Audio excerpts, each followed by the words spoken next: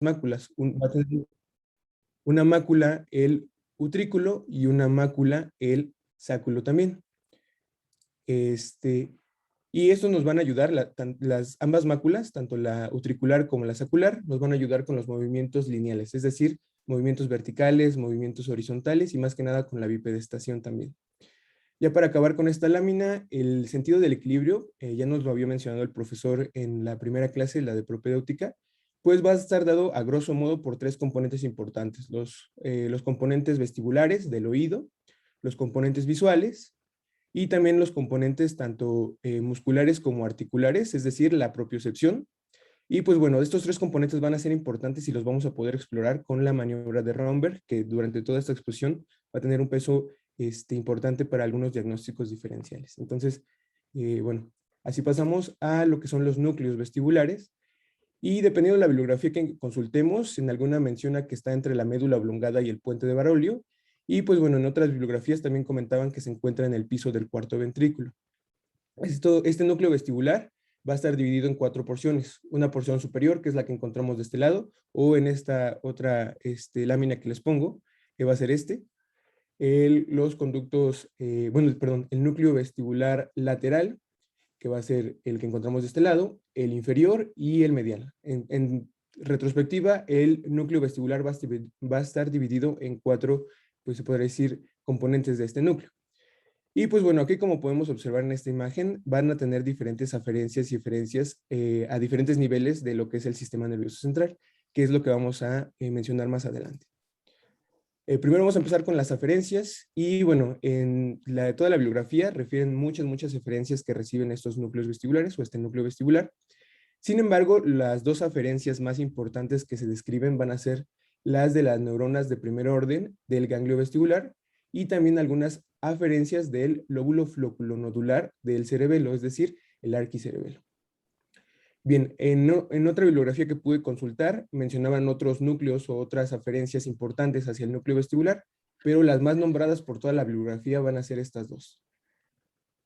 Bien, continuando con las eferencias, aquí vamos a encontrar lo que son algunos componentes importantes hacia algunos pares craneales, hacia el tálamo, hacia el cerebelo, que ya habíamos comentado que es el lóbulo floculonodular. Y aquí es interesante porque los núcleos vestibulares, o el núcleo vestibular, va a tener una aferencia y una eferencia de este lóbulo floculonodular.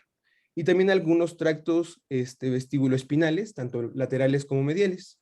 Y estos nos van a ayudar más que nada a lo que son el control de los movimientos oculares, también a la percepción consciente del movimiento y de la gravedad a través de algunas conexiones hacia la corteza. También algunos componentes de la coordinación postural. También el caminar erecto también es importante en el tracto vestibuloespinal lateral. Y en los tractos vestibuloespinales mediales, pues nos van a ayudar con lo que es la integración de los movimientos de la cabeza y de los ojos también, ¿no? Una parte importante aquí de mencionar es el fascículo longitudinal medial, que nos va a conectar los núcleos vestibulares con algunos núcleos importantes de la inervación del movimiento de los ojos, como puede ser el núcleo del abducens, el núcleo del troclear y el núcleo del oculomotor, lo que habíamos mencionado que es el movimiento de los ojos. Es importante porque de este tracto o de este fascículo longitudinal medial va a salir un reflejo, el reflejo oculovestibular, en el que el paciente tiene la mirada fija hacia un objetivo y aún con los movimientos cefálicos, pues va a poder mantener la mirada fija. Más adelante vamos a poder explorar esto con el test de impulso cefálico y pues nos va a ayudar más que nada a hacer como los diagnósticos diferenciales entre el vértigo de origen central y el vértigo de origen periférico. Bien, ya como tal pasando a nuestra definición, vamos a encontrar que el Sarrans de neurología... Espérame un tanto. Ok, sí. Ok, entonces, es importante recordar que, como dijo su compañero desde las primeras imágenes, vamos a tener una conexión para la información vestibular. Entonces, la información vestibular, quien realmente es el centro integrador son los núcleos vestibulares que ahí menciona. Es un complejo de 4 núcleos vestibulares, ¿sí? Localizados, por supuesto, en el piso del cuarto ventrículo, perdón, como lo menciona ahí su compañero. Siempre hay que recordar que estos núcleos vestibulares tenemos dos pares, o sea, hay un complejo de núcleos vestibulares del lado derecho y del lado izquierdo.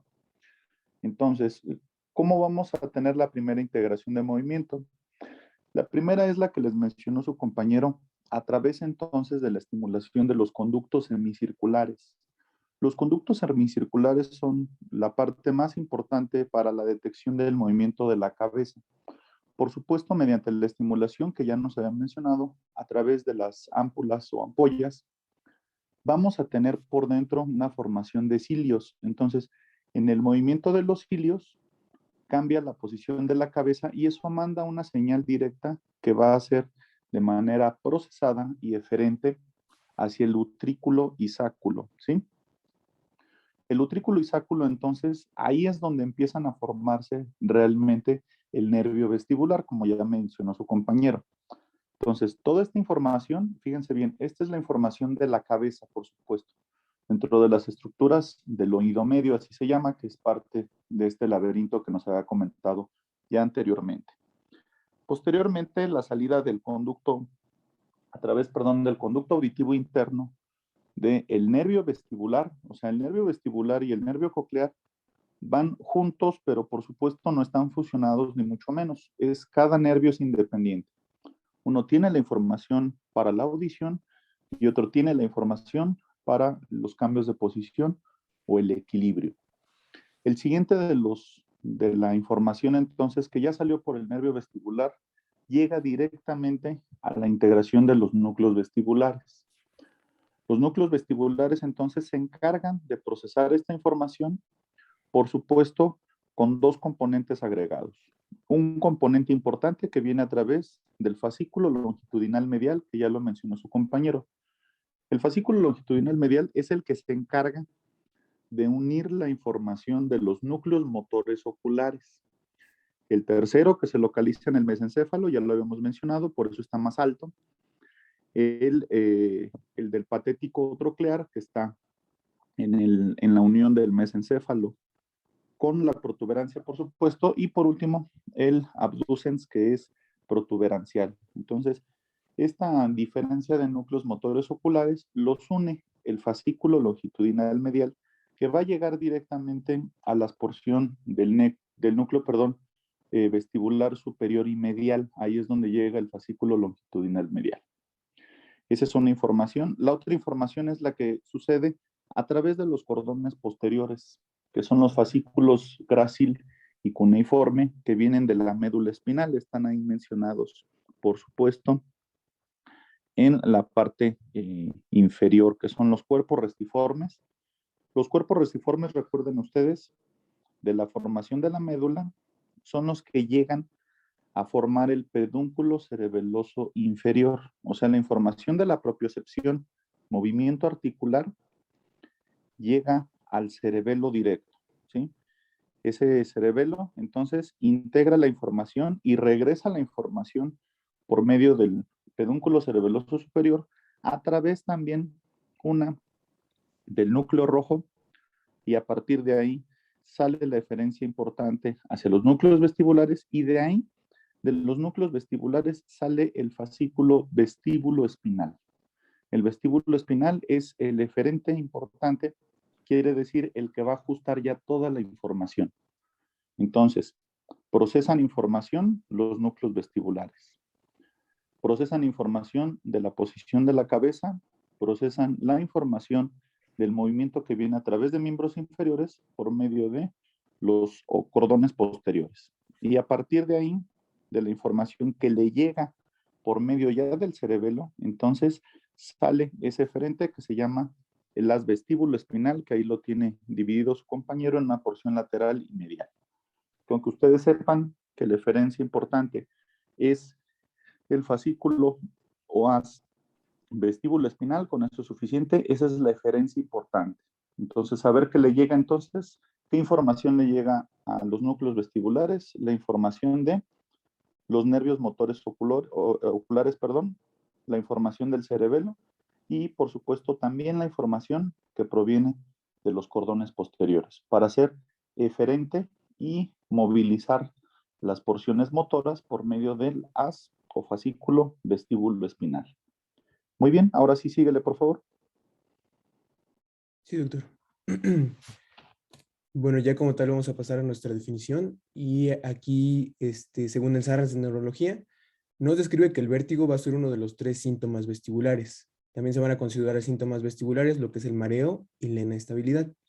Algo importante que es necesario mencionar es que el vértigo, al ser un síntoma completamente, pues nos vamos a valer mucho de lo que los pacientes nos refieren. Y a veces los pacientes no son muy específicos con su sintomatología y es por eso que es necesario conocer lo que es su definición del vértigo. Más que nada porque algunos pacientes confunden los síntomas del mareo, del vértigo, con situaciones neurovegetativas, como pueden ser las náuseas y el vómito. Entonces hay que ser un poco como que precisos en esa parte para poder pues, tomar toda la información que el paciente nos refiera, ¿no? Y bueno, según la Sociedad de Barani, que es bueno, la cita de donde lo saca el Sarnas de Neurología, pues el vértigo va a ser una sensación falsa o distorsionada del movimiento. Ya puede ser propia o del ambiente. A diferencia de el mareo va a ser una sensación de orientación espacial alterada sin relación con el movimiento meramente. Y pues bueno, también la Sociedad de Barani nos da como tal este cuadro, y este cuadro habla más que nada de los diferentes signos y síntomas, como puede ser el vértigo, habíamos dicho que es el mareo y la inestabilidad también, algunos otros síntomas concomitantes como puede ser los nistagmos, que van a ser muy importantes para hacer nuestro diagnóstico, lo vamos a ver un poquito más en lo que es el diagnóstico y algunas maniobras para explorarlo. También vamos a tener algunos síndromes, como puede ser el síndrome vestibular agudo, algunos síndromes episódicos o crónicos también. Dentro de la Sociedad de Barani también nos describe algunos desórdenes o algunas enfermedades como pueden ser las migrañas vestibulares, la esclerosis múltiple, los eventos cerebrales vasculares o el vértigo paroxístico postural benigno también. Y algunos mecanismos implicados como pueden ser mecanismos genéticos, traumáticos, inflamatorios o vasculares. Pero bueno, hablando un poco más de la epidemiología, se describe que el 40% de las consultas de un mareo va a ser un vértigo. Y que dentro de este 40%, el 15% van a ser vértigos de origen central, que es nuestro tema principal. También se describe que hasta un 10% de los pacientes con algún proceso de evento cerebral vascular o algún proceso sí que tenga que ver con venas y arterias, pues va a presentar solo vértigo y desequilibrio aislados. También se describe que la relación entre hombres y mujeres va a ser más prevalente en los hombres con una relación de 2:1. Sin embargo, una de las etiologías más importantes va a ser la esclerosis múltiple, y esta va a ser más común en mujeres. Ahora, se describe que la edad común de presentación va a ser entre los 60 y los 80 años, con una media de 73 años. Sin embargo, no excluye a los demás grupos de edad. También se puede presentar esto en pediátricos y en adultos jóvenes también. Bien, dentro de la teología aquí encontramos una imagen del néter. Aquí nos habla de algunos componentes anatómicos que se pueden ver implicados en el desarrollo de lo que es el vértigo de origen central, como puede ser el lóbulo temporal, algunos procesos tumorales o algunas lesiones.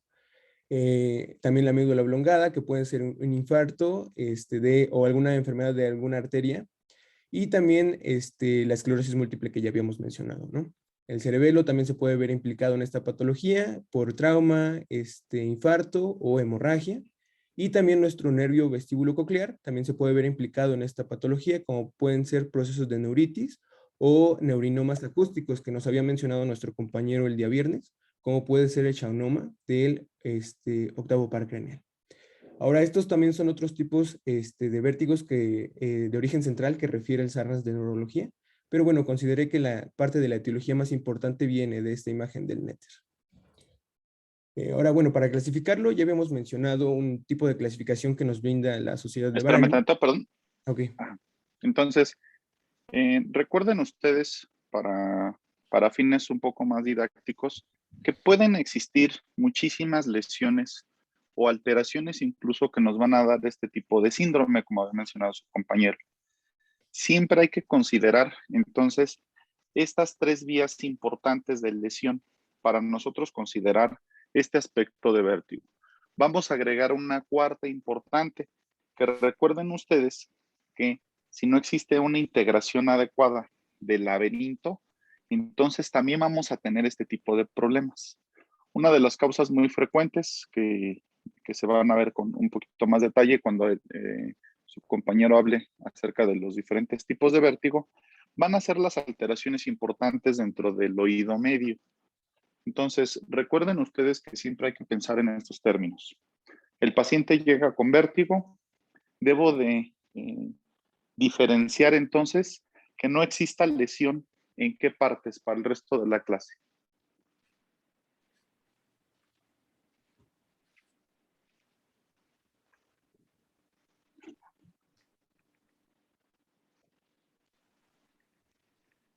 ¿Cómo? Perdón, doctor. O sea, si llega un paciente con vértigo, que es lo que está exponiendo su compañero, nosotros debemos de pensar primero que tiene lesión en qué partes. O descartar que no exista lesión en dónde. Tímpano. No, primero dijimos fascículo longitudinal medial, ¿no? Porque es el que une a los núcleos motores oculares. Ese es uno. ¿Qué otro? El cerebelo. El cerebelo, perfecto. ¿Qué otro? Laberinto y conductos semicirculares. Ajá, ese. ¿Qué más? Cordones posteriores. Cordones posteriores, por supuesto. Y el más importante, el que integra la información. El núcleo vestibular. Los núcleos. Es un complejo. ¿Sí? Los núcleos vestibulares no está dividido. Son núcleos independientes, nada más de que están en una formación más o menos conjunta, pero son núcleos vestibulares, ¿sale? Entonces, fíjense bien, el vértigo entonces, esta sensación anómala, se convierte entonces en un pequeño problema de síndrome, ya que son múltiples las causas y son múltiples los lugares anatómicos donde se puede lesionar. Siempre hay que pensar en esta integración importante. ¿Por qué? Porque si se lastima la información entonces, por ejemplo, del temporal que dicen ahí, bueno, ¿y el temporal qué tiene que ver? Ah, pues recuerden ustedes que en el temporal tenemos la corteza auditiva. Entonces, la corteza auditiva que habíamos visto en lenguaje está en el giro supramarginal, a un ladito del giro transverso de Helsch, dijimos que es donde está el área de Wernicke, sitio de comprensión del lenguaje. Si tenemos una lesión del temporal, la información que llega hacia la porción coclear, ¿sí?, no está adecuada, ¿sí?, porque el nervio coclear pasa por un ladito del nervio vestibular, entonces esa información está distorsionada y necesitamos esa información para complementar el equilibrio. Por eso recuerden que las alteraciones que había dicho su compañera hace un momento también, que son las alteraciones del laberinto o las alteraciones del oído medio, también nos van a dar este problema.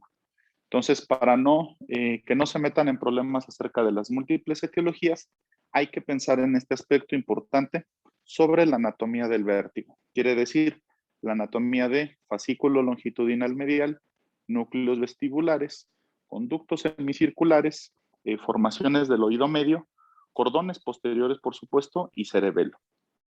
Muy bien, síguele, por favor. Sí, doctor. Bien. Posteriormente vamos a pasar a la clasificación y ya habíamos mencionado un tipo de clasificación que nos daba la Sociedad de Barani, con algunos síndromes, algunos síntomas específicos, como puede ser el vértigo, el mareo y la inestabilidad. Sin embargo, también se me hizo importante clasificar lo que es un vértigo de origen central, que es nuestro tema, y el vértigo de origen periférico. Bueno, mínimo como médicos de primer contacto, tanto en las guías ETO como en las guías de práctica clínica, que bueno, desgraciadamente solamente hay una guía de práctica clínica para el vértigo, que meramente cita el vértigo periférico, pero bueno, es necesario como médicos de primer contacto tener esta diferencia, o saber diferenciar un vértigo de origen central a un vértigo de origen periférico. Y pues bueno, dentro de esta clasificación, tres componentes importantes del vértigo de origen central que tenemos que tener en cuenta es que, bueno, la etiología de esta enfermedad va a estar dada en el octavo par craneal, en el tronco cerebral o en el cerebelo también. Hemos mencionado estas partes, ¿no? Y que la sensación del vértigo en estos pacientes va a ser permanente y no suele ser giratoria, sino que de caída o desequilibrio es lo que más nos van a referir estos pacientes. También cuando hagamos la exploración física vamos a encontrar algunos signos neurológicos importantes. Y pues bueno, saber la diferencia entre estas dos etiologías, o bueno, de estas dos entidades nosológicas, pues nos va a ayudar para interpretar o para pedir exámenes complementarios adecuadamente, ¿no? Y bueno, dentro de esta descripción ya como tal, se describe que el inicio del vértigo de origen central va a ser raramente agudo, a excepción de lo que son los problemas de ictus y también algunos brotes de esclerosis múltiple, así se pueden encontrar agudos, sin embargo, tienden más a ser componentes crónicos, ¿no? A diferencia de lo que es el vértigo de origen periférico, que ese sí es de una instalación más aguda. Ahora, dentro de los síntomas, el vértigo de origen central va a contar más que nada con lo que es la inestabilidad y el mareo, que también los pacientes refieren una pulsión hacia un lado, una sensación de caída, o también lo que es la inversión del espacio. Al contrario de lo que es el vértigo de origen periférico, que se va a hablar más que nada de una ilusión de rotación. Generalmente se describe que lo que rota es el ambiente del paciente, es decir, no él mismo. Dentro de los síntomas vegetativos vamos a decir que en el vértigo de origen central van a ser poco intensos o casi nulos. Sin embargo, en el vértigo de origen periférico sí va a ser más prevalente en estas cuestiones o estos síntomas vegetativos, como pueden ser las náuseas y el vómito. También los componentes acústicos, como puede ser la hipoacusia o los acúfenos afectando lo que es la porción coclear, pues en el vértigo de origen central va a ser casi, muy rara o casi nula. Sin embargo, en el vértigo de origen periférico va a ser más frecuente. Y esto es importante mencionarlo, porque aunque sea más frecuente y así nos podamos orientar un poco a hablar de un vértigo de origen central de uno periférico, no es una regla específica que todos los vértigos periféricos cuenten con patología coclear. O sea, es más frecuente y más prevalente, o es más indicativo, sin embargo, no es una regla. Dentro de los signos asociados encontramos este déficit neurológico que ya habíamos mencionado, algunos signos y síntomas, más que nada afectando lo que son los pares craneales y algunas vías largas que ya habíamos comentado, que son estos cordones posteriores que nos refería el doctor. Ahora, esta prueba de impulso cefálico o este test de impulso cefálico habla más que nada de que cuando es negativo o normal, podemos hablar más de un vértigo de origen central. Más adelante vamos a comentar estas partes, ¿no? El tipo de nistagmo, que es también uno de los componentes más importantes y nos va a ayudar mucho con esta diferenciación entre el vértigo central y el vértigo periférico, pues bueno, el nistagmo en el vértigo central va a ser variable. Generalmente se describe como rotatorio puro, o vertical, o retractorio, o también dependiente de la mirada. Esto va a ser muy importante para poder diferenciarlo con lo que es el nistagmo de tipo periférico, porque va a tender a ser más horizontal hacia una dirección fija nada más. Y pues bueno, tenemos estas dos pruebas, ¿no? Lo que habíamos comentado del test de impulso cefálico o la prueba de Varani, que también nos pueden ayudar a diferenciar lo que es un vértigo de origen central de uno periférico. Pero bueno, en lo que es en la parte diagnóstica, pues vamos a entrar un poco más en estos signos variados, ¿no? De la descripción del vértigo periférico como del central también. Bien, pasando un poco con lo que es el cuadro clínico, un componente muy importante es que cuando la conciencia del paciente esté deprimida, pues bueno, ya se convierte en otro abordaje, otro manejo para estos pacientes, porque es uno de los componentes más importantes neurológicos que ya habíamos comentado antes, ¿no? Pero si el paciente se encuentra consciente, se describe que este vértigo de origen central va a ser una sensación progresiva de desequilibrio. Y bueno, el Sarrans de neurología nos refiere a algunos componentes que los pacientes puedan referir, como que todo lo gira alrededor del paciente, o también que el paciente siente su propia caída, que el suelo se le viene encima, o no sé, doctor, algo siento que me empuja y me tira, ¿no? También otros componentes del cuadro clínico que vamos a poder encontrar va a ser la ataxia, una cefalea occipital y algunos procesos de parálisis facial, que ya habíamos comentado que tienen que ver un poco con lo que es la cuestión de los nervios, tanto vestibulares como cocleares, hacia también la relación anatómica que tienen con unas pequeñas ramas del nervio facial. También la disartria se va a poder encontrar en estos pacientes. La sordera súbita o hipoacusia simétrica también se puede referir en el vértigo de origen central. Sin embargo, ya habíamos mencionado, es más prevalente en lo que es el vértigo de origen periférico. Otro componente importante del cuadro clínico que nos pueden referir los pacientes, pues va a ser que no pueden mantener una posición erecta o que tienen que tener una base de sustentación bastante amplia, es decir, abren mucho las piernas para poder mantener el equilibrio en una posición en bipedestación. O también otro de los componentes importantes puede ser que aun cuando los pacientes estén sentados, pueden perder el equilibrio y caerse. Eso también es importante. Y ya para finalizar, encontramos lo que es una oftalmoplegia internuclear, Y aquí se describe como un movimiento parcial o ausente de los ojos aductores. Y también pueden haber en algunos de estos tipos de lesiones un nistagmo grueso hacia los ojos secuestrados. Y como pueden observar en este video, el paciente tiene secuestrado el ojo izquierdo. Entonces el paciente trata de realizar este movimiento ocular y bueno, su ojo derecho no puede seguir a su ojo izquierdo en el movimiento. Cuando encontramos este tipo de lesiones podemos hablar de algunos trastornos en lo que son los fascículos longitudinales mediales que ya habíamos hablado. Y bueno, también nos puede ayudar a lo que son los diagnósticos de esclerosis múltiple o alguna otra enfermedad que afecte al tronco encefálico. Bien, a ver, voy a ver, sí, listo. Aquí vamos a hablar de este componente importante que es el nistagmo. Y bueno, uno de los dos componentes importantes que tenemos que mencionar para el vértigo de origen central van a ser estos dos, el nistagmo evocado por la mirada y el nistagmo vertical. Bien, vamos a empezar con este, que es el nistagmo evocado por la mirada, y aquí la paciente se le va a pedir que vea hacia la cámara, y como van a poder observar, a la hora de tratar en este trayecto de mirar hacia la cámara, la paciente pues tiene un pequeño nistagmo, que también se le conoce como el nistagmo de seguimiento o nistagmo evocado por la mirada, ¿no? A ver, lo voy a tratar de regresar para que lo veamos nuevamente. Y pues bueno, esto es uno de las patologías que podemos encontrar o dentro de la exploración física o dentro del cuadro clínico que nos pueden orientar un poco más a lo que son los vértigos de origen central. Otro componente importante va a ser el nistagmo vertical. Y pues bueno, aquí también el paciente refiere este tipo de latencia en su ojo, ¿no? Bueno, este movimiento involuntario. Y bueno, dentro de estos componentes del nistagmo, también es importante mencionarles que va a tener como tal una semiología descriptiva, ¿no? O sea, puede tener un componente rápido, un componente lento, y hacia dónde tiende a ir ese nistagmo. Entonces es necesario tener como eso bien en cuenta a la hora de hacer el diagnóstico. Y bueno, ya que estamos hablando un poco del diagnóstico, tenemos que pasar a esta parte de pues la parte diagnóstica, ¿no? Y más que nada, primero se tiene que determinar la naturaleza del vértigo o del mareo del paciente. Yo creí importante mencionar estas porciones dentro del diagnóstico y más que nada como médicos de primer contacto tener en cuenta qué componentes podemos tratar y qué componentes tenemos que referir incluso de forma inmediata, ¿no? Que pueden ser afecciones que puedan costarle la vida a los pacientes también. Y bueno, encontré este algoritmo que se llama el algoritmo de Standing, que es más que nada asociado a lo que es la cuestión de urgencias, donde se describen componentes del vértigo o de la inestabilidad. Y se evalúa más que nada lo que son los nistagmos. En bibliografía americana y también del Reino Unido mencionan estos lentes, los lentes de Frenzel, que son estos que pueden observar de este lado. Sin embargo, pues no sé si aquí en México contemos con tal equipo, a lo mejor los servicios de otorrinolaringología o también de neurología pues tengan este equipo. Sin embargo, pues también, aunque no tengamos este equipo, podemos realizar esta exploración. Bien, este algoritmo de Standing, la primera parte es la STA, y bueno, aquí se va a presentar, o bueno, se va a evaluar la presencia y el tipo de nistagmo. Por eso tenemos esta parte del STA, ¿no? Spontaneous, Positional o Absent.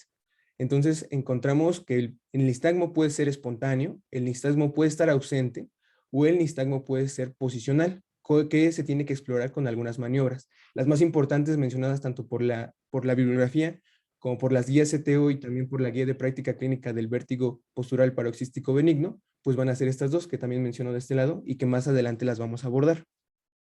También vamos a encontrar en su segundo componente, en la N y la D, vamos a encontrar la evaluación de la dirección del nistagmo. El nistagmo puede ser multidireccional o pluridireccional, también vertical o unidireccional.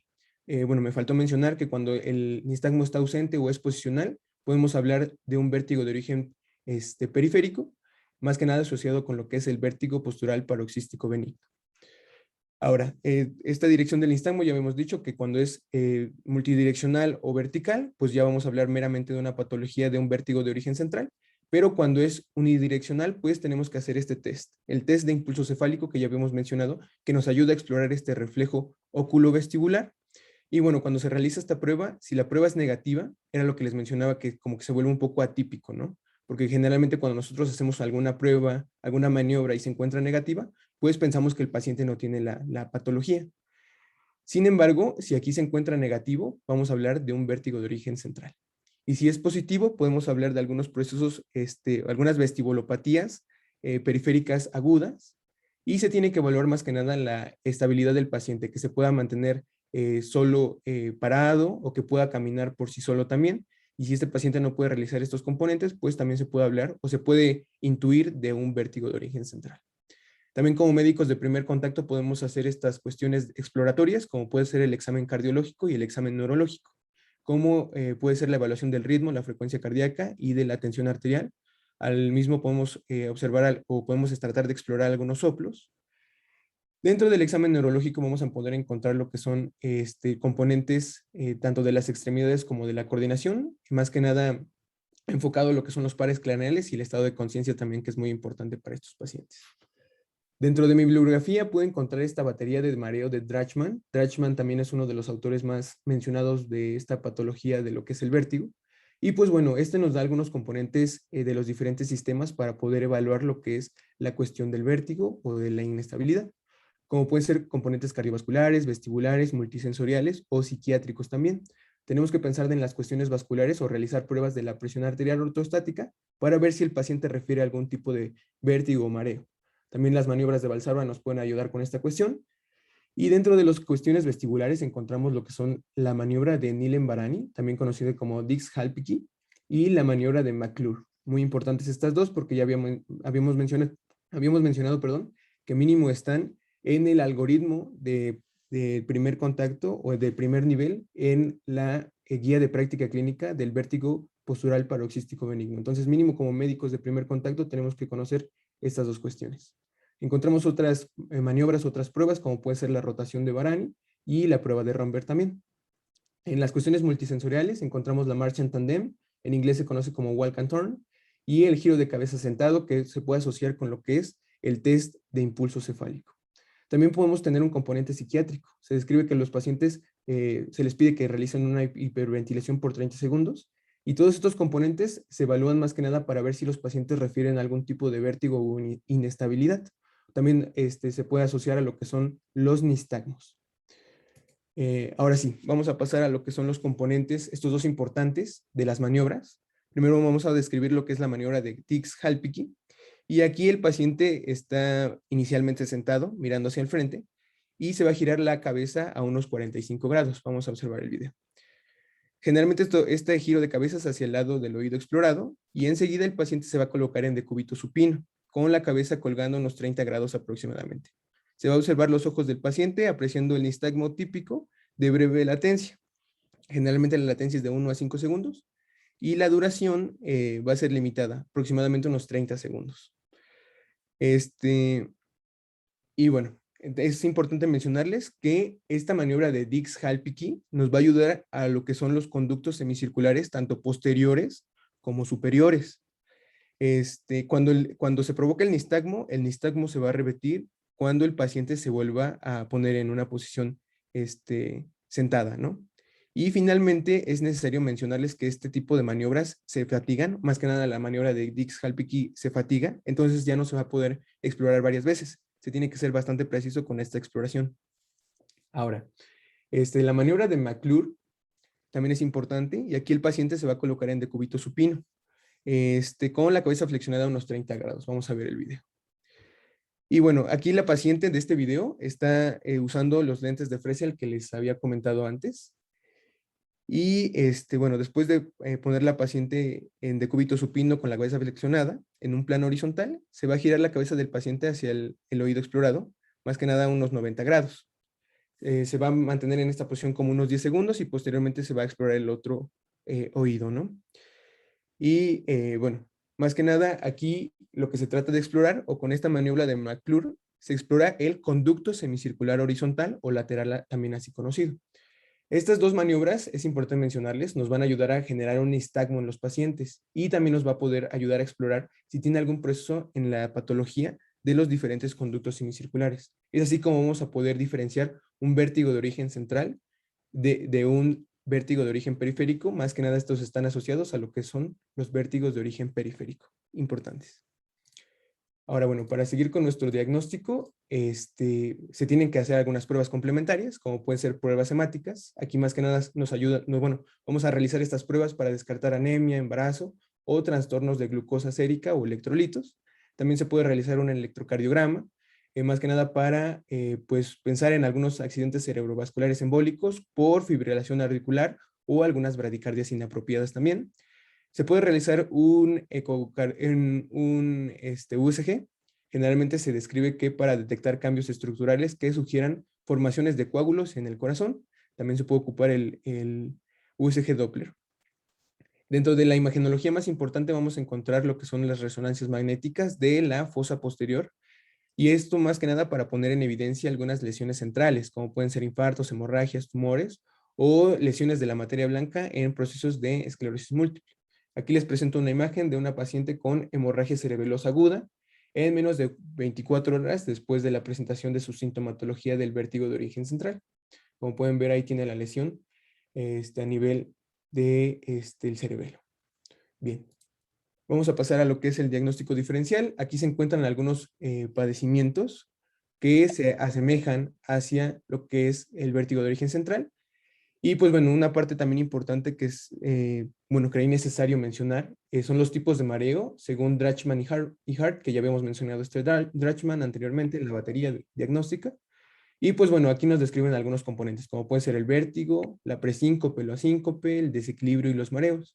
Dentro de estos tipos de mareos de este tipo de sintomatología, encontramos lo que es la conciencia, la sensación de movimiento, la sensación de caída y algunos procesos atenuantes que nos ayudan. En el vértigo, más que nada, esto está relacionado con el vértigo de origen periférico. La conciencia va a estar conservada, la sensación de movimiento va a estar presente y la sensación de caída es muy posible, más que nada hablando de lo que es el vértigo de origen central, ¿no? Y que algunos factores atenuantes que nos van a ayudar puede ser la fijación de la mirada, más que nada asociado con lo que es el vértigo de origen periférico. Bien, dentro del tratamiento se describe que independientemente de la etiología de Espérame, Tantam. Ok. Ok, entonces, como pueden ver, el estudio del vértigo como tal, esa sensación anómala que nos refieren los pacientes, puede ser un poco confusa.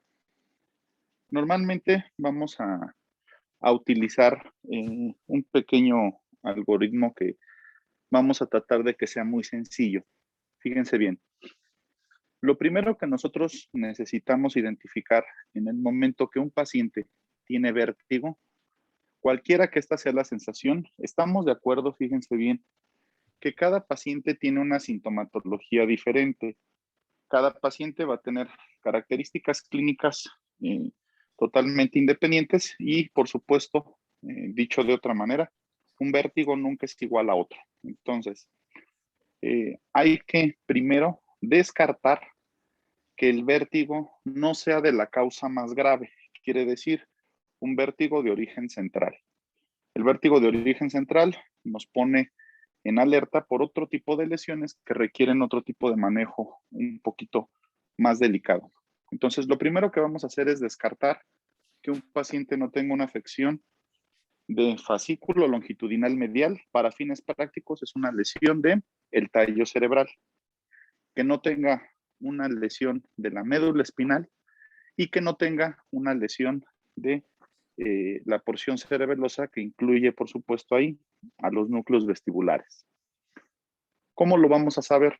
Existen muchas maniobras, como acaba de mencionar su compañero, estas maniobras importantes que realizan los otorrinolaringólogos o incluso los audiólogos, como la prueba de Barani y este test de Dix-Hallpike. Entonces, ¿cómo normalmente podemos hacerlo? Normalmente, cuando el paciente tiene una afección de origen central, o sea, vértigo de origen central, recuerden ustedes que van a ser un aspecto progresivo. El paciente inicia con el vértigo, doctor, tengo vértigo y no se quita. He probado a veces algunas cosas, he probado medicamentos y no se quita esta sensación molesta. La otra es que se acompaña siempre de afectaciones tanto de apartado cerebeloso, quiere decir que el paciente tiene alteración cerebelosa. Puede ser alteración de la metría, alteración de la coordinación o de ecocinesia y, por supuesto, alteración para la marcha.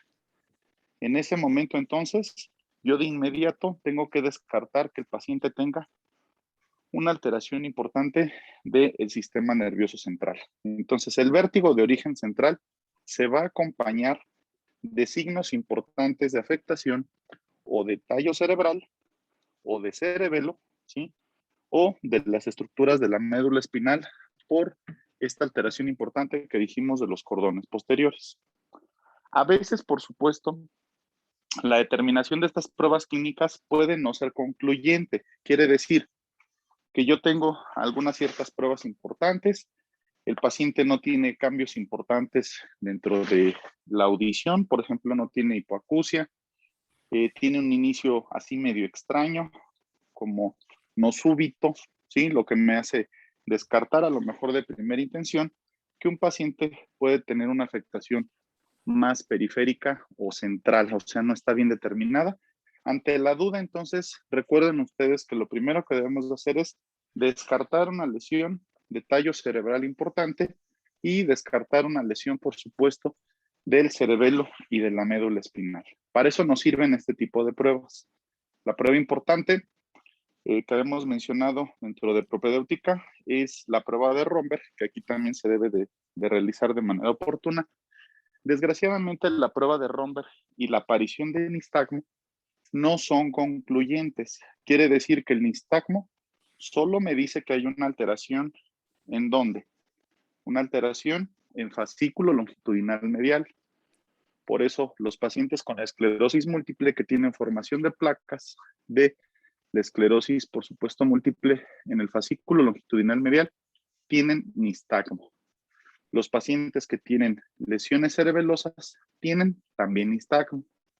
Los pacientes que tienen lesión de los cordones posteriores, por la misma inestabilidad, también tienen nistagmo. Entonces, el nistagmo es un componente a veces totalmente inespecífico para localizar. O sea, el nistagmo no me dice dónde está la lesión.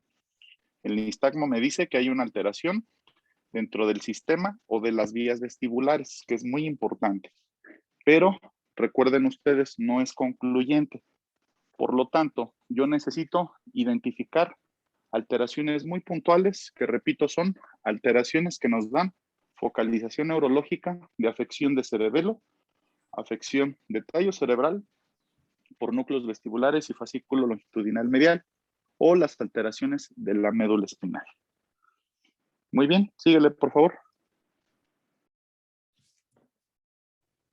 Sí, doctor. Bien, entonces pasando con lo que es el tratamiento, les comentaba que independientemente de la etiología de este vértigo, ya sea central o periférico, pues hay un tratamiento farmacológico sintomático para el vértigo. Y el objetivo de este va a ser reducir la ilusión del movimiento, evitar pues los síntomas vegetativos y también la ansiedad que genera este trastorno en los pacientes. Es importante mencionarles que en alguna bibliografía mencionaban que el tratamiento sintomático farmacológico en el vértigo de origen central a veces no lo remite, no remite como tal los síntomas. Sin embargo, pues sí está indicado dar la medicación si es pertinente. Ahora, es importante mencionar que si nosotros diagnosticamos que el paciente tiene una urgencia, es decir, algún proceso cerebral vascular, pues se tiene que dar el tratamiento para y el abordaje ya es completamente diferente. También se describen dentro de las medidas generales rehidratar a los pacientes y que los pacientes tengan o adopten una postura cómoda. También esto lo saqué de la guía de práctica clínica del vértigo postural paroxístico benigno y se describe que se puede administrar metroclopramida 10 miligramos, ya sea tanto intramuscular o intravenosa, y posteriormente por vía oral, ya sean 10 miligramos 3 veces al día. Y dentro de este tratamiento farmacológico vamos a encontrar lo que es la supiridina, la flunaricina, el metoprolol, el propranolol y algunos otros componentes importantes que tienen regulación del sistema nervioso central. Y pues bueno, aquí están la posología, la vía y algunos efectos secundarios también. Ahora, dentro de este mismo tratamiento encontramos algunos ejercicios de estimulación vestibular. Estos se los dejo aquí para que los vean un poquito más con calma. Hay algunos ejercicios que podemos mandar a los pacientes para esta cuestión de rehabilitación. Y también es necesario tomar en cuenta las consultas o las interconsultas. Ya puede ser con otoneurología o con neurocirugía. Esto es importante porque este padecimiento del vértigo va a tener estos dos componentes importantes de estas dos especialidades, tanto de neurología como de otorrinolaringología. Y dentro de una de las medidas más interesantes es que hay descompresiones quirúrgicas para algunos procesos etiológicos de esta patología, ¿no? Como puede ser la clinectomía suboccipital o algunas ventriculostomías también, que nos van a poder ayudar mucho con lo que es el diagnóstico del paciente. Pero bueno, no nos vamos a meter en esa cuestión porque traté de hacer la exposición un poco más a lo que es enfocado a los médicos de primer contacto. Y dentro de esa cuestión también es importante saber cuándo tenemos que derivar un vértigo, cuándo ya sobrepasan nuestras capacidades como médicos de primer contacto. Y pues bueno, aquí se derivan cuando el vértigo o la sintomatología de los pacientes no se da pasadas 3 o 4 semanas, que los episodios sean recurrentes, tanto de vértigo como de desequilibrio, que el vértigo esté asociado a algunos síntomas auditivos también, que se encuentren parálisis faciales periféricas o que el vértigo sea de origen central. Si nosotros diferenciamos un vértigo de origen central de uno periférico, inmediatamente tenemos que referir a esos pacientes, no podemos tratarlos nosotros como médicos de primer contacto. Y bueno, ya como tal vamos a pasar a lo que son los síndromes cerebelosos, la segunda parte de mi exposición, y no sé si tengan alguna duda hasta este momento. Todo claro, gracias. No, Fer, gracias. Dentro de los síndromes cerebelosos, pues también tenemos que, bueno, se me pidió que hablara un poco de lo que es la anatomía. Y bueno, aquí vamos a encontrar primero lo que es su localización, ¿no? El cerebelo va a estar en la porción dorsal del puente y más que nada relacionándose con lo que es el techo del cuarto ventrículo. A este cerebelo se le van a poder estudiar dos caras, una cara dorsal o superior, que va a ser esta, y una cara ventral o inferior. También otro referente anatómico muy importante que vamos a tener es el tentorio, o el techo del cuarto, del cerebelo, perdón. Este repliegue de las meninges también bastante importante. Y dentro de las cuestiones funcionales más importantes del cerebelo que vamos a encontrar, va a ser la modificación de las eferencias motoras, algunos componentes del mantenimiento del balance y la postura, asociado a lo que son los núcleos vestibulares también que ya habíamos comentado, la coordinación de los movimientos voluntarios, que ya tiene que ver más con la clasificación filogenética que tiene el cerebelo, el aprendizaje motor, también importante, y algunas funciones cognitivas. De hecho, se ha visto que en pacientes pediátricos, cuando tienen afectación a nivel del cerebelo, ya sea por involución o algunos procesos que afecten directamente esta estructura anatómica, pues bueno, también se van a afectar sus funciones cognitivas superiores, ¿no?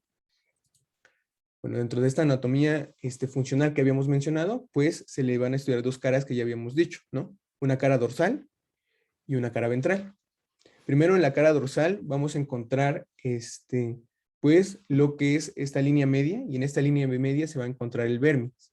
El vérmix no va a ser completo a lo que son los otros dos componentes que van a ser los hemisferios cerebelosos, porque los hemisferios cerebelosos van a ser más grandes que el vérmix. Y entonces el vérmix, al ser más pequeño, va a dar lo que es una vallécula, es decir, una porción menos que no protruye como lo hacen los hemisferios cerebelosos. También el cerebelo se va a poder dividir en lóbulos. Y aquí una de las referentes anatómicas más importantes va a ser la fisura prima, que nos va a dar como tal la referencia anatómica para dividir lo que es el lóbulo anterior del lóbulo posterior. Entonces tenemos vérmix, lóbulo anterior, lóbulo posterior y los hemisferios cerebelosos también. Ahora, otro componente importante de la anatomía que podemos describir en la cara ventral de este cerebelo, pues van a ser esta cuestión flóculo-nodular, ¿no? Que aquí vamos a tener lo que es el flóculo, el nódulo, también lo que era la vallécula, y estos pedúnculos cerebelosos importantes. Vamos a tener el pedúnculo cerebeloso superior, que según la bibliografía va a estar más conectado con lo que es el mesencéfalo, el pedúnculo cerebeloso medio, que va a estar conectado con lo que es el puente, y el pedúnculo cerebeloso inferior, que va a estar conectado con lo que es el bulbo raquídeo más que nada. Bueno, todos estos tractos cerebelosos hacia las diferentes estructuras y núcleos de los componentes del tallo cerebral, ¿no? Y finalmente otro componente importante de la anatomía del cerebelo van a ser estas amígdalas, también conocidas como tonsilas del cerebelo, que van a estar en estrecha relación con lo que es el foramen magno. Y que bueno, ya habíamos mencionado algunos componentes importantes dentro de lo que es las malformaciones congénitas, como puede ser la malformación de Chiari, ¿no? Pero bueno, ya como tal, entrando a otra parte de la descripción de la anatomía, va a ser la representación somatotópica, otro de los componentes importantes del cerebelo, también conocido como el homúnculo cerebeloso.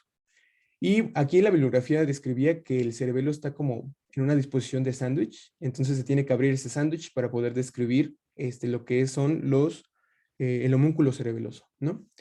Describiendo de esta forma que en la parte más anterior del cerebelo se van a encontrar los componentes más inferiores del cuerpo humano, como pueden ser las piernas, los pies, las rodillas y los muslos, también una porción del tronco inferior.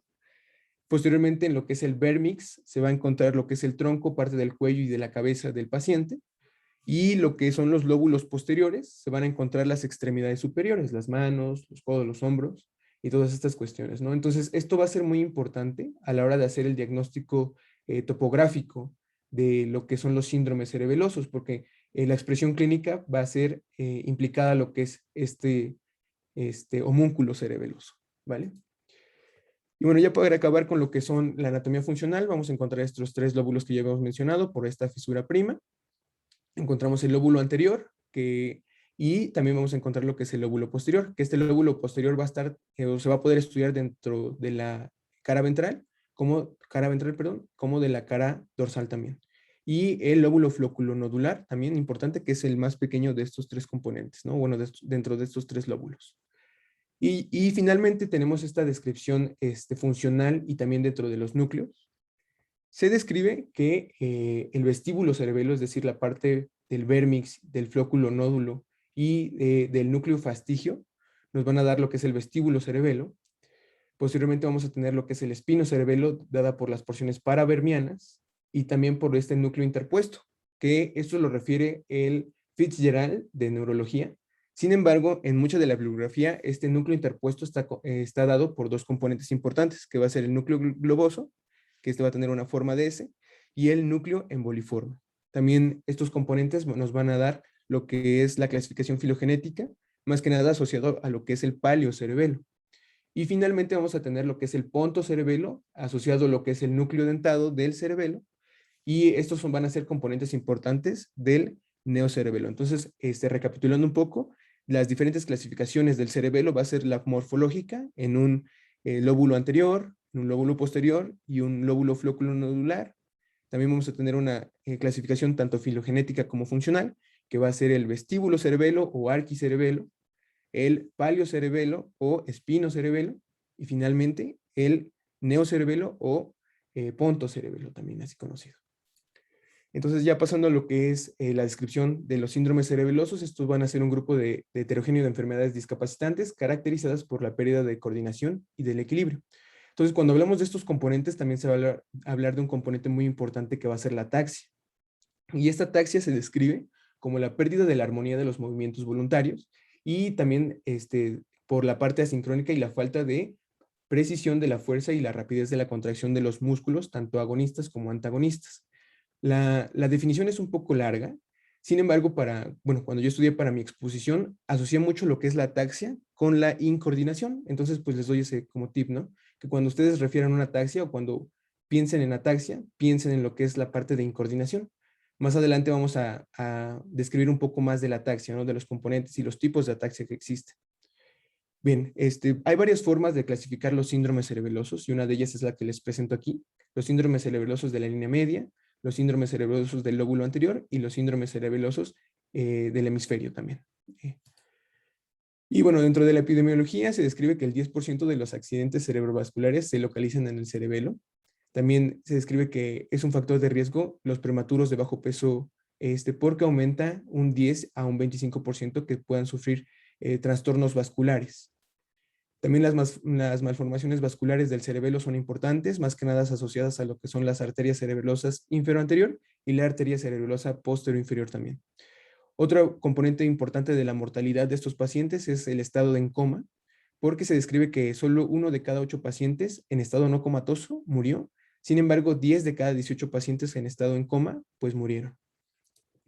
Dentro de la etiología, bueno, aquí, dependiendo de la bibliografía que consulten, van a encontrar muchos procesos etiológicos que nos pueden dar síndromes cerebelosos. Son demasiados. Sin embargo, aquí describo algunos componentes importantes, como pueden ser algunos componentes agudos, congénitos, crónicos, periódicos y subagudos. Dentro de los agudos vamos a encontrar más que nada patologías vasculares, accidentes vasculares, infartos o insuficiencias vertebrovasculares también. Dentro de los congénitos, lo más importante va a ser la agenesia cerebelosa y algunas malformaciones cerebelosas también. Dentro de los crónicos vamos a encontrar las enfermedades degenerativas y este componente bien importante que, bueno, más que nada asociado a lo que es nuestra población, el alcoholismo crónico también nos puede afectar a más que nada partes de lo que es el cerebelo, asociado a lo que es el vérmix cerebeloso. Afecta mucho esta cuestión y el alcoholismo crónico es uno de los componentes más importantes que nos pueden dar estos síndromes cerebelosos. También la deficiencia de vitamina E. Dentro de los periódicos vamos a encontrar las intoxicaciones, las esclerosis múltiple que ya habíamos mencionado y algunos errores innatos del metabolismo. Dentro de los subagudos destacan lo que son las encefalomielitis agudas diseminadas, los abscesos piógenos o tuberculomas también, y los metástasis y síndromes paraneoplásicos. Se describe que el principal componente es el cáncer de pulmón, pero también encontré en una bibliografía algo bien interesante que es que las pacientes con cáncer de mama también generan antígenos para la cuestión cerebelosa. Entonces, algunos pacientes refieren signos y síntomas de un síndrome cerebeloso, pero su patología está en la mama. Se me hizo bastante interesante esta parte. Ahora aquí les pongo otros cuadros que hablan de algunos otros componentes de la etiología de estos síndromes cerebelosos, pero bueno, ya les describí los más importantes o los que más mencionaba la bibliografía. Ahora, dentro de su fisiopatología encontramos que el cerebelo va a tener estos componentes motores, estos componentes sensitivos y estos componentes cognitivos también, que se van a encontrar o se van a distribuir en todas estas láminas del cerebelo. Pero dependiendo de la etiología va a ser qué tanto se afecte en estas cuestiones. Lo importante aquí es mencionar que todas estas vías van a tener un componente en común, que va a ser la supresión de la función de las diferentes zonas definidas, tanto anatómicas como funcionales del cerebelo. Y aquí en este artículo que le pude encontrar, se describe un componente bien interesante en este diagrama, ¿no? Que ahí va a haber un error en las señales, tanto dentro de las aferencias y eferencias que van a recibir los núcleos cerebelosos, y que no van a poder darse bien hacia las diferentes olivas. Aquí se escribe la oliva inferior, que nos va a dar un componente importante para lo que es la ataxia. Sin embargo, pues como el cerebelo tiene bastantes tractos, pues se pueden ver implicadas varios componentes que vamos a hablar más que nada en la cuestión de el cuadro clínico. Y entrando en esta parte, es importante mencionarles que el cuadro clínico yo lo relacioné mucho con lo que es el estado de ebriedad, porque muchos pacientes tienen estos componentes que voy a describir a continuación, ¿no? Como puede ser que el tono muscular esté disminuido, es decir, estos pacientes cursen francamente con una hipotonía, y generalmente esta hipotonía va a ser proximal de las extremidades. Entonces, cuando tenemos una alteración del tono muscular, más que nada tendiendo a la hipotonía, pues también cuando nosotros exploremos lo que son los reflejos osteotendinosos, pues estos van a estar aumentados. Más que nada se pueden describir como reflejos pendulares por el déficit del tono muscular. Otro componente importante va a ser la ataxia. Y aquí vamos a encontrar diferentes tipos de ataxia, ¿no? Como puede ser la sensitiva, la vestibular y la cerebelosa. La más importante para esta patología va a ser la ataxia de tipo cerebelosa. Y esta ataxia pues va a tener muchos componentes, como puede ser la dismetría, la disdiadococinesia, algunos componentes como puede ser el aumento de la base de sustentación, que nos van a ayudar mucho con lo que es la cuestión diagnóstica también. Vamos a tener lo que es la disartria, y la disartria se describe como una anormalidad de la articulación del lenguaje o también de la prosodia. Esto más que nada se va a observar en los pacientes que están intoxicados por alcohol. Era lo que les comentaba, ¿no? Que estos pacientes, o bueno, este tipo de cuadro clínico me asemeja mucho a lo que es a las personas que están intoxicadas por etanol, ¿no? Porque aquí se describe que estos pacientes pueden hablar con palabras arrastradas, más que nada asociado con lo que es el lenguaje escándido. Y aquí se describe que el hemisferio más afectado en el cerebelo va a ser el hemisferio cerebeloso izquierdo, y esto más que nada porque las señales se van a decusar al hemisferio no dominante, es decir, al hemisferio derecho del cerebro. Y aquí se describe que el hemisferio no dominante es el que nos va a ayudar con esta parte de la acentuación del lenguaje o de la prosodia también. Otro componente importante va a ser lo que es el temblor cinético, o también conocido como temblor de intención. Aquí este temblor se va a provocar cuando el paciente trate de tomar algún objeto y el paciente pues va a temblar a la hora de realizar este movimiento, ¿no? Otra bibliografía también encontré que se puede describir temblor postural, pero es más predominante lo que es el temblor cinético. Y finalmente, el componente importante va a ser la disfunción oculomotora, más que nada asociada a lo que es el nistagmo. Y eso era algo que comentaba el doctor, ¿no? Que el nistagmo no es específico de lo que es el vértigo, sin embargo, pues como afectan todos estos tractos, pues el nistagmo más prevalente en este tipo de patologías va a ser el nistagmo horizontal. Y este se describe que se va a aductar hacia el lado afectado también. Otro componente puede ser la dismetría ocular, que en los pacientes que se les pida que sigan el dedo, con la mirada al dedo, no van a poder realizar correctamente esta exploración, ¿no? Otros componentes que pueden encontrar pueden ser la megalografía o algunas crisis cerebelosas. Sin embargo, estos 5 componentes que les marco en el cuadro clínico van a ser los que nos van a orientar a que el paciente sufra un síndrome cerebeloso. Dentro del diagnóstico vamos a encontrar que es importante hacer una anamnesis dirigida a la etiología y también es importante la clínica del sistema nervioso central. Encontramos estos componentes importantes dentro de la exploración física, como puede ser la marcha en tándem, que realizan de hecho hasta algunos policías para explorar que los pacientes no vengan intoxicados por etanol. Y pues bueno, aquí en este paciente se le pide que camine punta talón del pie. Y si el paciente no puede mantenerse en esta posición, pues podemos hablar de algún proceso de ataxia. Otro componente importante para poder evaluar lo que es la dismetría va a ser la prueba dedo-dedo horizontal, es decir, se le pide al paciente que extienda los brazos y que trate de tocar su nariz. Si al paciente se le dificulta esta acción, pues podemos hablar de algún tipo de dismetría. También nosotros podemos explorar esto con nuestro índice. Le pedimos al paciente que trate de tocar nuestro dedo índice, situando nuestro dedo un poco más superior a lo que es la mirada del paciente para que pueda realizar bien este movimiento. Otro componente importante va a ser la adiadococinesia o la disdiadococinesia, y esto lo vamos a poder explorar con técnicas de pronación y supinación. Se le va a pedir al paciente que nos muestre el dorso de su mano y posteriormente que nos muestre la palma de su mano. Si no puede realizar este movimiento coordinado correctamente, pues se va a hablar de este proceso de adiadococinesia. Otro componente importante va a ser el signo de rebote o la prueba de resistencia de Stewart-Holmes. Aquí al paciente se le va a pedir, o bueno, el médico va a ejercer una resistencia del brazo del paciente con los brazos del paciente extendidos. También se van a quitar, o el médico va a quitar abruptamente esta resistencia, y el paciente que tenga una lesión en el hemicuerpo, el brazo va a quedar elevado, ¿no? Aquí se puede observar que el médico está ejerciendo un poco de fuerza, de resistencia, y cuando quita bruscamente esa resistencia, la paciente puede mantener por el tono muscular esa posición de su mano, ¿no? Otras pruebas neurológicas importantes van a ser la prueba de Romberg que ya habíamos mencionado, algunas pruebas de pasividad de Andel-Thomas, también algunas pruebas de hipotonía, de asinergia, hipodinamia, esta prueba de arrodillamiento, pruebas de flexión de tronco y pruebas pendulares también, que van, y estas dos, que son las pruebas pendulares y las pruebas y los trastornos de los reflejos, hablan más que nada del tono muscular y de estos reflejos osteotendinosos también.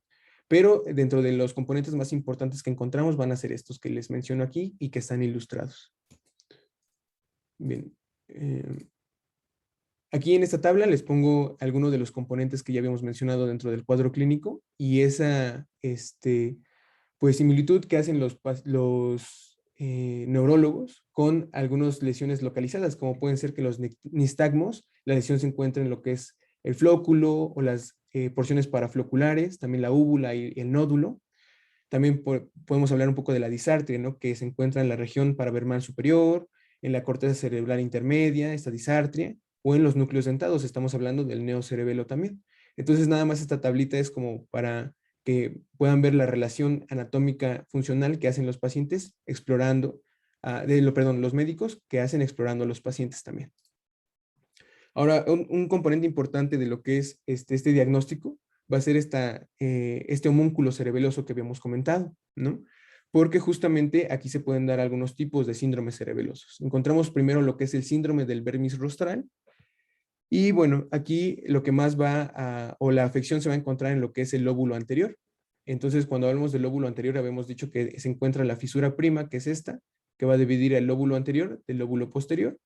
Y pues bueno, en el lóbulo anterior somatotópicamente encontramos los miembros inferiores y parte del tronco caudal. Entonces, la afección que va a tener estos pacientes van a ser en estas porciones o en esta parte del cuerpo humano. Entonces, dentro de los 5 componentes que les había mencionado en lo que es el cuadro clínico, pues el que más va a predominar va a ser la ataxia en los miembros inferiores y en el tronco, pero en el tronco pues no va a ser muy importante, ¿verdad? Otro componente importante es que no vamos a encontrar lo que son los nistagmos ni las disartrias, porque como tal somatotópicamente no está alterando lo que son las funciones pues más superiores, ¿no? También se puede encontrar lo que es la hipotonía en los miembros inferiores y generalmente la causa más importante va a ser la intoxicación por alcohol crónica en estos pacientes.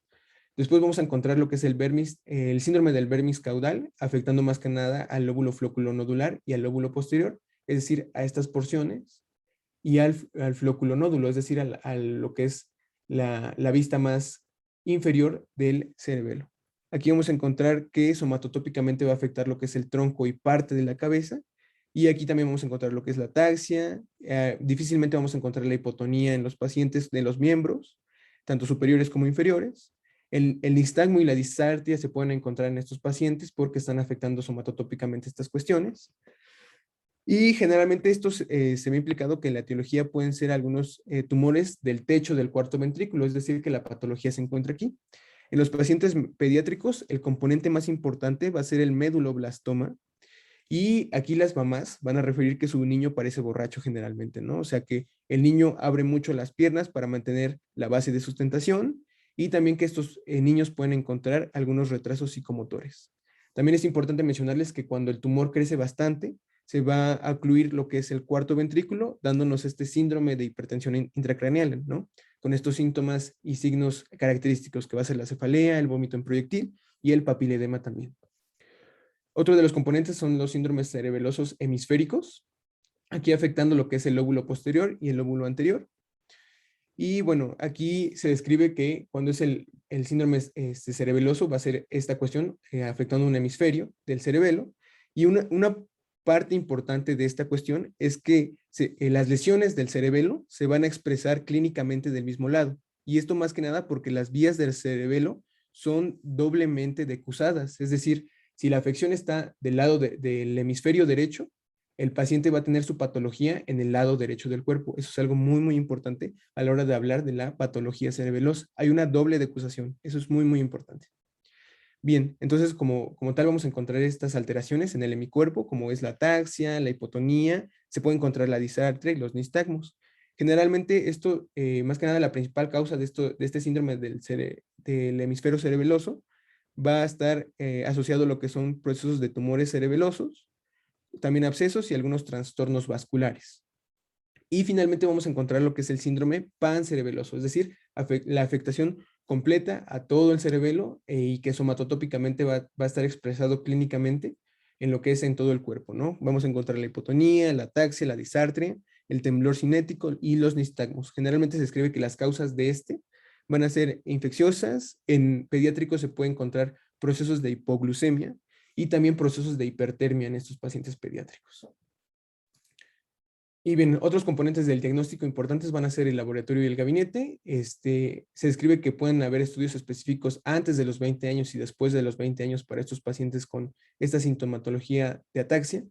Sin embargo, dentro de lo que más destaca van a ser estas pruebas tiroideas, estas pruebas de la glucemia y algunos procesos anticuerpos anticélulas Purkinje para estos síndromes paraneoplásicos también. Dentro de los estudios del gabinete destacan 2 componentes, que es el electrocardiograma y algunos estudios neurofisiológicos, como puede ser la velocidad de conducción nerviosa, la electromiografía y algunos procesos de imagenología, como puede ser la resonancia magnética, que es la más importante, ¿no? Se describe que aquí en esta imagen que les pongo hay una gran hemorragia del vérmix cerebeloso y esto pues, nos va a dar la expresión clínica que ya habíamos mencionado. Dentro del diagnóstico diferencial, aquí hay un componente bien importante que van a ser los diferentes tipos de ataxia. Y aquí en los diferentes tipos de ataxia vamos a encontrar 3, una ataxia sensitiva, una ataxia cerebelosa y una ataxia vestibular. Dentro de la ataxia sensitiva, aquí se describe que la lesión va a ser de los cordones posteriores medulares que nos había comentado el doctor, haciendo que no haya una buena propiocepción de los pacientes.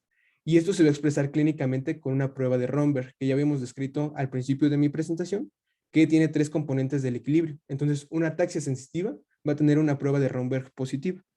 Posteriormente vamos a tener dentro de este diagnóstico diferencial las ataxias vestibulares, y estas pues ya habíamos dicho que pueden ser periféricas o centrales, y uno de los componentes más importantes van a ser las neuritis, que aquí hemos visto como neuronitis, ¿no? Y también estos van a estar asociados meramente con lo que son los trastornos vegetativos, como puede ser las náuseas y el vómito. Y también como es uno de los componentes más importantes de la cuestión del equilibrio, esta prueba de Romberg también puede ser positiva. No es una regla, pero puede ser una parte indicativa que nos ayuda a diferenciar los tipos de ataxia, porque la ataxia cerebelosa, al no tener estos componentes tan esenciales como son los núcleos vestibulares o las cuestiones sensitivas propioceptivas, pues podemos encontrar en estos pacientes un Romberg negativo.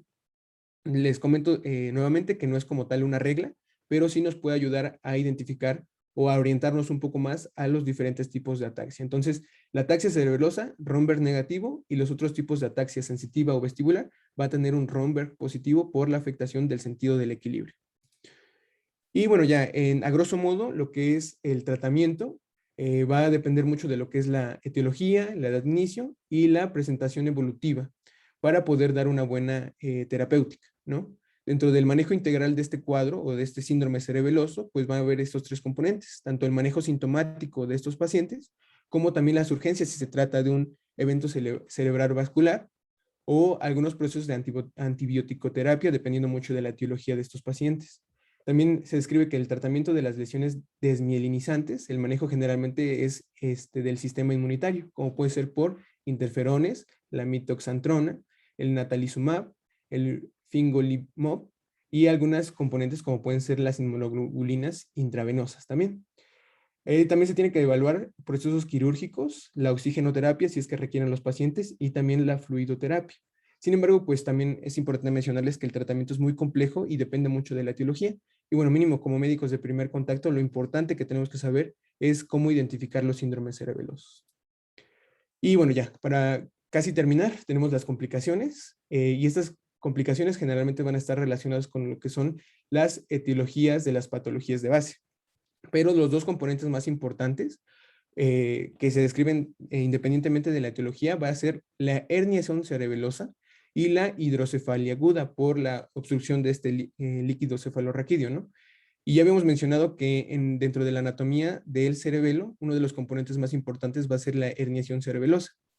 Aquí, como pueden observar, lo que se hernia son las amígdalas cerebelosas, porque ya habíamos comentado que están en estrecho contacto con lo que son el foramen magno, haciendo y comprimiendo las estructuras adyacentes, como puede ser el tallo cerebral o la médula espinal también. Entonces, esto se convierte meramente en una urgencia médica y es importante que pues, bueno, los pacientes no avancen hasta esta patología que ya se complican más, ¿no? A los pacientes. Bueno, y ya para terminar, en verdad considero que esta patología sí es bastante importante, tanto las guías del MIR como las guías del CTO refieren preguntas de estas dos cuestiones que acabo de mencionar, tanto el de la porción de la ataxia como de los diferentes, las cuestiones del vértigo. Entonces, pues les puse dos preguntas. Bueno, no sé si el doctor me quiere ayudar eligiendo algún compañero del grupo que me pueda ayudar a contestar alguna de las dos preguntas. Para pues, que quede un poco más claro esta cuestión, ¿no? Y bueno, nada más me gustaría mencionarles que esta es del MIR del 2000, esta pregunta es del MIR, y esta pregunta es del manual del CTO del 2018. Entonces, pues no sé si el doctor quiere elegir a alguien del grupo, o... Hay que lo hagan por dedocracia, no se ponen. Bueno, entonces, Ajá. Un voluntario. un voluntario. Acuérdense que el chiste de esto, la participación es que si ustedes tienen alguna, por ejemplo, que algo no haya quedado claro, entonces la evaluación por medio de preguntas pues es la mejor forma de retroalimentar, porque así se explica. Entonces, para que no tengan miedo, digo, no están en examen, por supuesto, y los vamos a ayudar con el análisis de por qué está teniendo este caso, ¿no? Entonces, un voluntario, sin distinción de género, por supuesto. Yo, Bueno, Ok. bueno, soy Paola Amaro. La del MIR 2000, yo digo, bueno, la que no es la ausencia de piramidalismo y déficit cerebeloso. Ok, ¿Sí? bien, Pau. ¿Alguien más quiere participar? O... Entonces, Bueno, yo considero que la respuesta es la de pérdida de audición en todos los casos, porque no hay, y al comienzo sí es brusco, el nistagmo sí es unidireccional, hay náuseas y vómitos acompañantes, y sí va a haber ausencia de primadismo, porque el que se da es en el central. ok, no sé quién haya participado ahí, pero sí, la respuesta correcta es la número 5, la pérdida de la audición en todos los casos. Aquí está afirmando que es en todos los casos. Ya hemos mencionado que sí es más prevalente en el vértigo periférico que haya pérdida de la audición, es decir, una hipoacusia o acúfenos. Sin embargo, no en todos los pacientes se va a encontrar esta cuestión. Y efectivamente, el comienzo es brusco en el vértigo periférico, el nistagmo es unidireccional, generalmente tendiendo a lo que es el nistagmo vertical. Los síntomas vegetativos también van a estar presentes, las náuseas y el vómito, y la ausencia de piramidalismo y del déficit cerebeloso, es decir, patología o síntomas neurológicos, pues se van a asociar más a lo que es el vértigo de origen central, ¿no? Entonces aquí la respuesta correcta sería la 5. Bien, gracias Pau, gracias, creo que es Enia, ¿no? Sí. ¿Alguien tiene duda, perdón, acerca de la respuesta del resto de la clase? ¿Que alguien no haya tenido esta respuesta?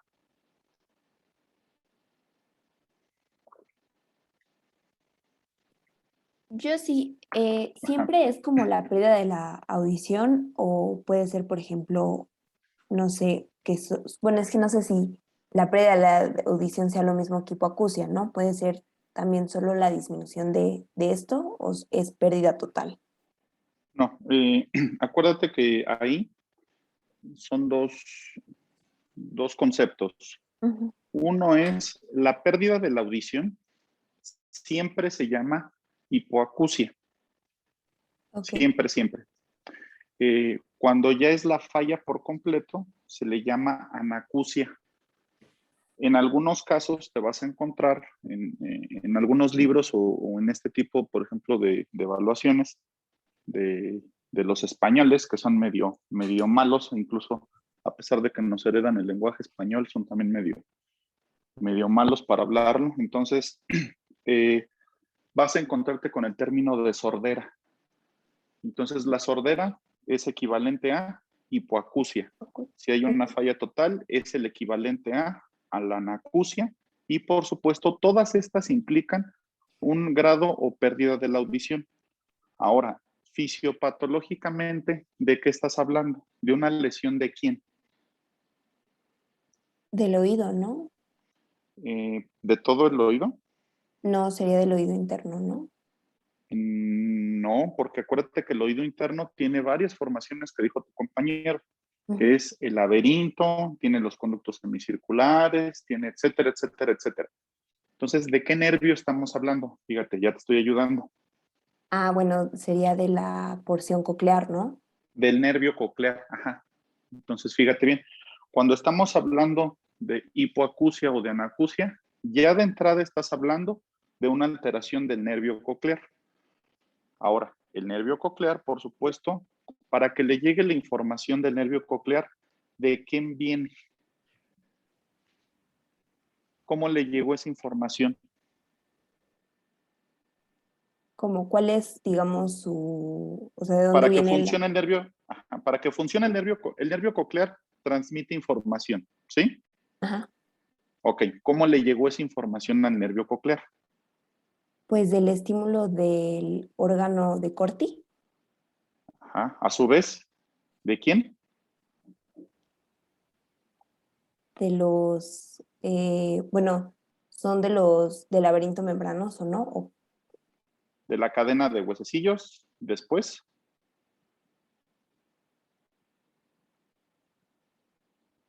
Bueno, vamos como primero al es, revés, de la ok, ok, membrana timpánica. Vamos de sería, regreso, ¿no?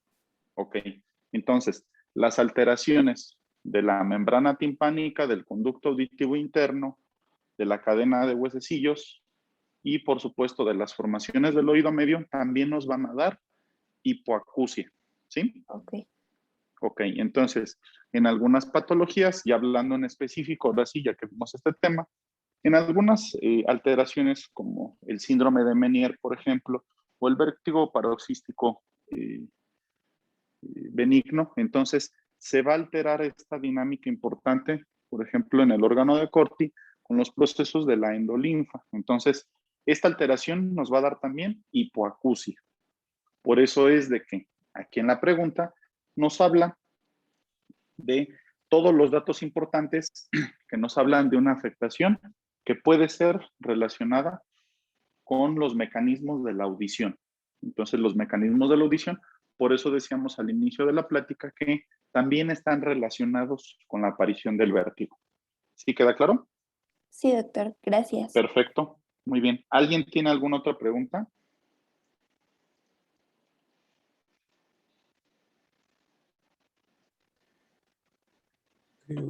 Creo que no.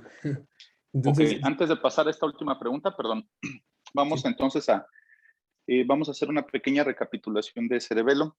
Entonces, lo que dijo su compañero es muy importante acerca de la integración. La integración entonces del cerebelo corre a cargo de estas tres partes importantes filogenéticamente hablando. La clasificación que les sugiero que se aprendan es la clasificación filogenética, porque tiene los dos componentes. El componente anatómico que nos habla del lóbulo flóculo nodular, ¿sí? Que corresponde al arquicerebelo. Ya lo dijo ahí su compañero. El arquicerebelo o vestíbulo cerebelo está encargado de la integración de la porción sensitiva del equilibrio. Quiere decir que la información que llega de los cordones posteriores, ¿sí? Y de la información importante también, recuerden ustedes que es los haces espinocerebelosos de la médula. Estos dos haces van a llegar de manera importante al complejo olivar nuclear inferior, así se le llama, o las olivas, que son las que dijo su compañero. Al llegar a las olivas en la médula oblonga o bulbo raquídeo, esta información pasa a través de los núcleos, así se le llaman también, núcleos de Golgi y de Burdach, que también están ahí a un ladito, que provienen de los cordones posteriores, y a partir de ahí se forma algo que se llama el cuerpo yuxtarrestiforme y pasa la información por medio del pedúnculo cerebeloso inferior, que conecta a los núcleos profundos del cerebelo. En este caso, entonces esa es la integración del equilibrio, pero fíjense bien, esta es sensitiva.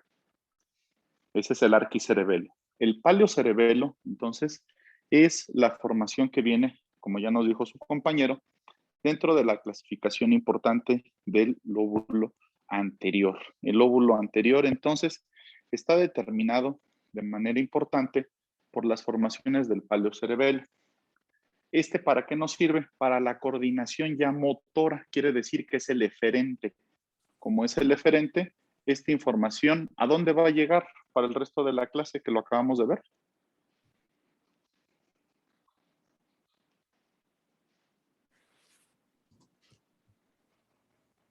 ¿Quién integra esta información de equilibrio en el tallo cerebral?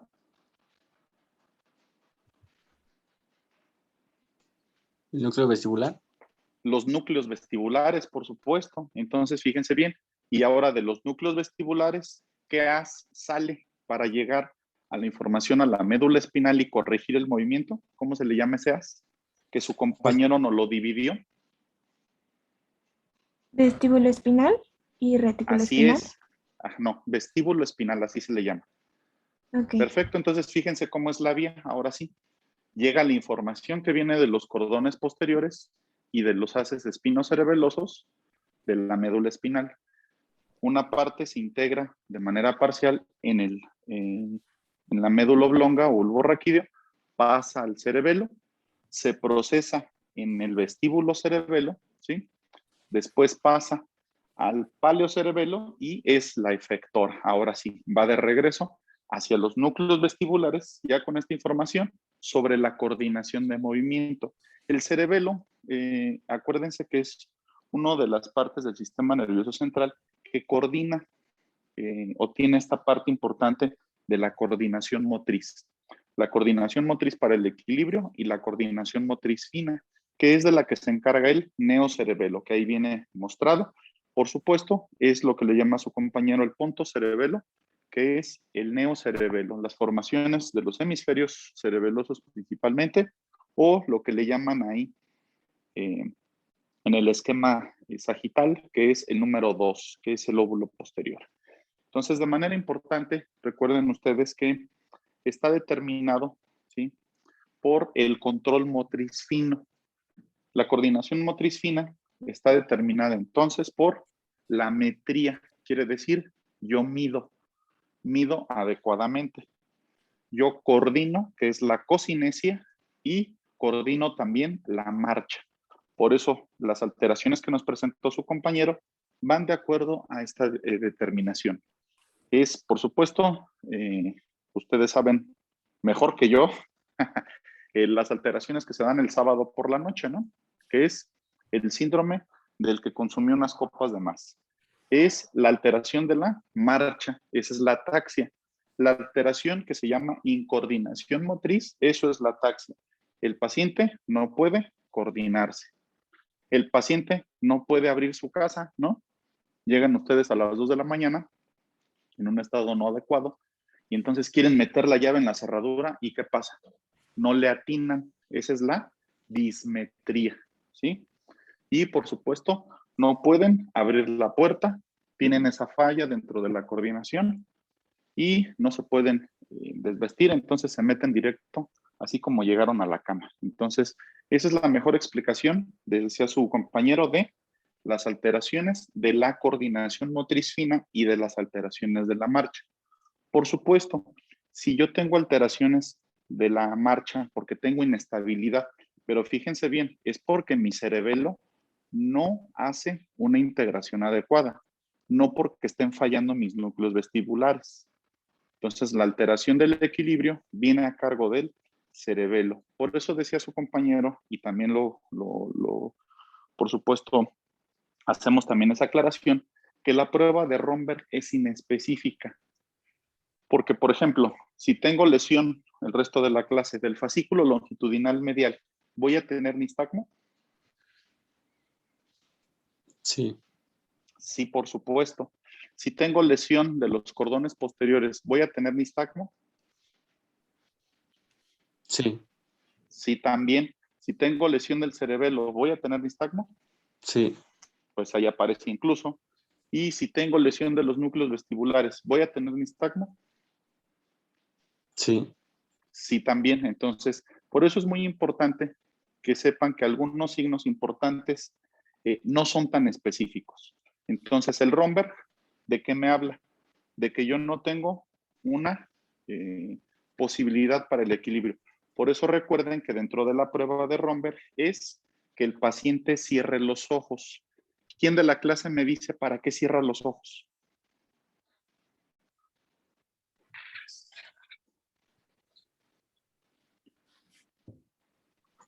¿Por qué se imaginan que tiene que cerrar los ojos el paciente en la prueba? No les ayudes así. Así ahí deja la presentación. Sí, doctor. A ver, un valiente, sin distinción de género, por supuesto. Vamos. Porque la vía visual está conectada con los núcleos vestibulares, entonces puede ayudar al paciente a coordinar mejor lo que es el movimiento. A corregir, ¿no? Perfecto. Entonces, la prueba, yo quito la información. Primero, por esto, hago una extensión de la cabeza. Quiere decir, la hago hacia atrás. ¿Para qué hago esa extensión? Para horizontalizar o poner en neutro, así se le llama, los conductos o canales semicirculares. Desde ahí ya pongo en neutro esa información. Cierro los ojos para evitar la información que le llega a través del fascículo longitudinal medial. ¿Sí? Y ya me queda la información entonces de dos partes. ¿Cuáles son?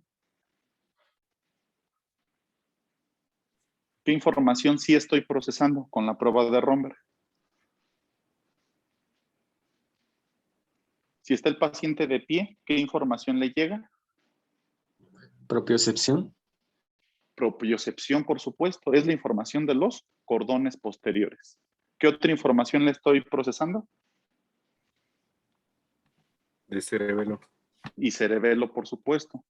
¿Sí? Va implícito ahí que entonces la falla dentro de esta coordinación es la falla también de la información del cerebelo que la procesa ¿quiénes? En el tallo cerebral.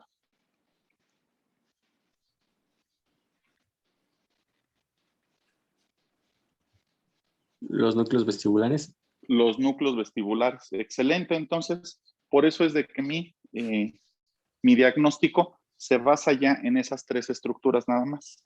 Quiere decir, la prueba de Romberg me ayuda a identificar que no tengo una lesión en cordones posteriores, una lesión en cerebelo y una lesión en núcleos vestibulares, porque estoy quitando la información de los conductos semicirculares y, por supuesto, del fascículo longitudinal medial.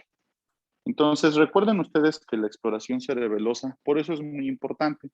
Y por eso es importante nosotros determinar que, como dijo su compañero, la localización en fosa posterior y la cercanía importante a través de las estructuras del tallo cerebral nos ponen en alerta para identificar cualquier tipo de alteración para que sea urgente su manejo, dado que las alteraciones importantes del cerebelo nos pueden poner en alerta e incluso tener consideraciones sobre la sobrevida del paciente, como ya lo mencionó de manera previa. Muy bien, ahora sí síguele si quieres con la siguiente pregunta, por favor. Bien, creo que Enia fue la que la tuvo bien. Enia, ¿podrías elegir a alguien del grupo para que nos ayude con la otra pregunta, por favor? Ay, no sé.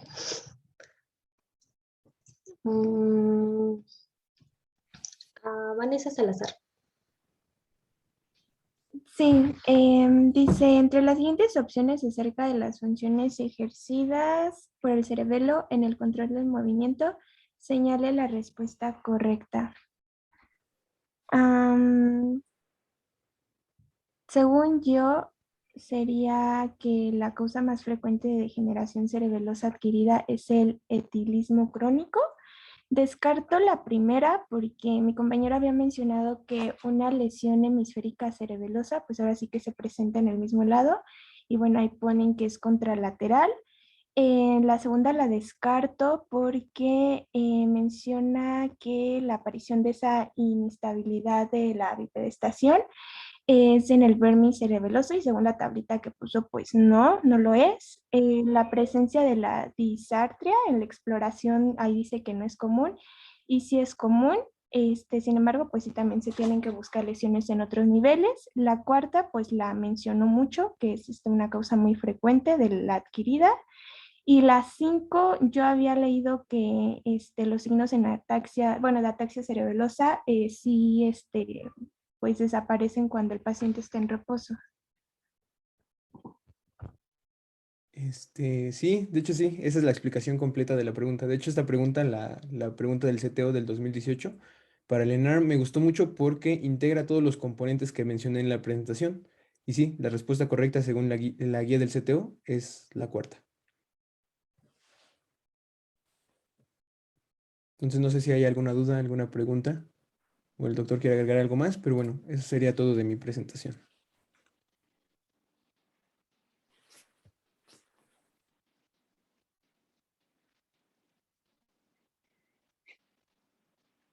¿Alguna pregunta del tema? ¿Algo que no haya quedado claro?